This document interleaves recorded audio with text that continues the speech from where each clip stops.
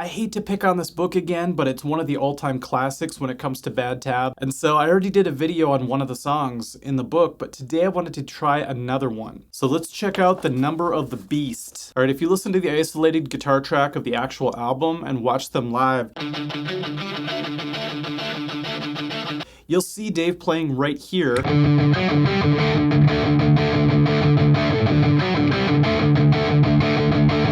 The book makes things a lot more complicated. So instead of playing those single notes in the beginning, they want us to play a D power chord way up at the 10th fret. And here's what they say to do. It's so strange.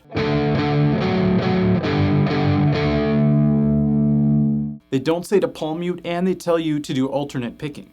So really they want you to go like this.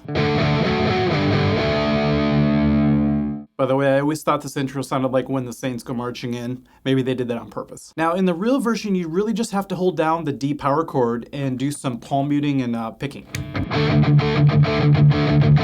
But in the book version, they have us going like this. The D power chord again, way up here. They have us playing the first power chord, but then they have us muting the 5th string as we continue to hit the 10th fret. So you end up with this weird rhythm.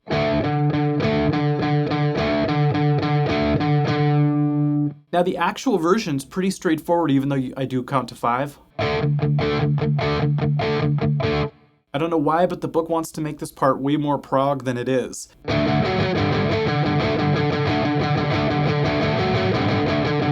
Now the same thing sort of happens when we go to the verse. So the real version of the verse is really primarily the D power chord. There's a little bit of a hammer-on and a lot of muting going on.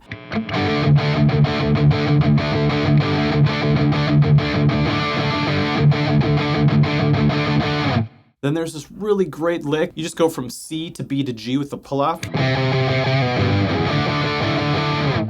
It really makes the riff stand out when you do that lick at the end. If you don't, it's just a bunch of chords. The book does not have the lick, and they also have us doing bar chords, because if you look where it says the verse is, it says D 10th fret above it, and then it has just a certain strumming pattern that they want you to do. But if you go back to the beginning where they showed the chord charts, they have everything as full bar chords. So you end up with this in the verse if you follow the book.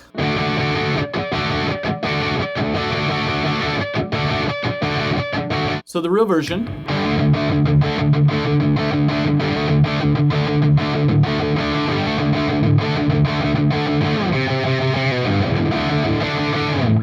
The book.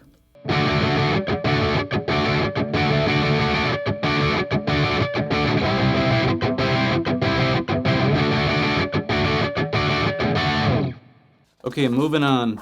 The actual version of the chorus is fun to play because you get to start with the C power chord.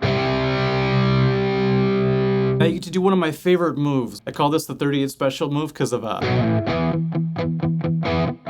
that move right there. It's a very common thing to do as a guitar player.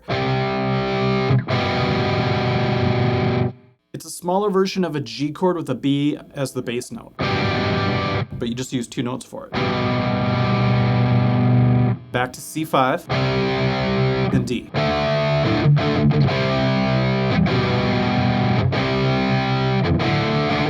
The book says to do the chorus starting at the 8th fret using a C bar chord, down to the G at the 3rd fret as a full bar chord. Sounds nothing like the song.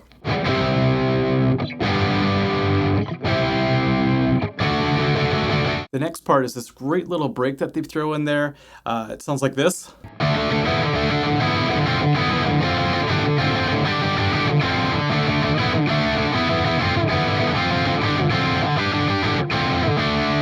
You see how it's really just a simple linear movement. The book once again wants us to use that pinky stretch for some reason.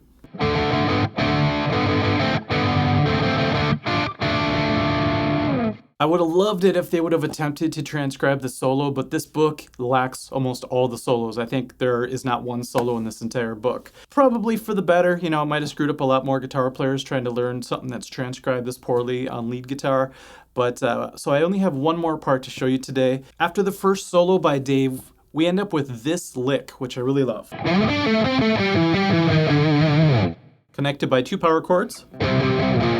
Then the same thing, just a few steps lower.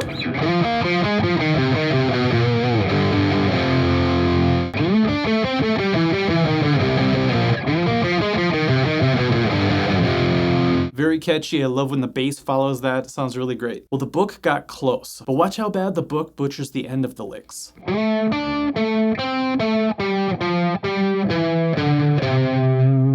Once again, making it way more prog than it has to be. This is more like something John Petrucci would do. And now this is really weird. They start out correctly.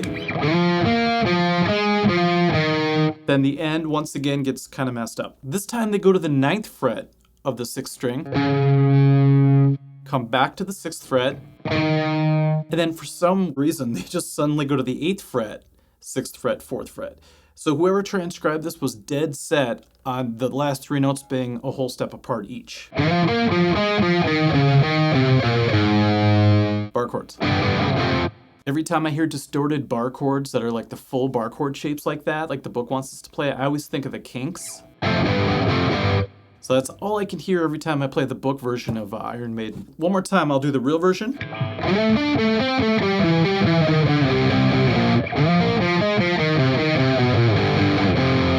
Book version.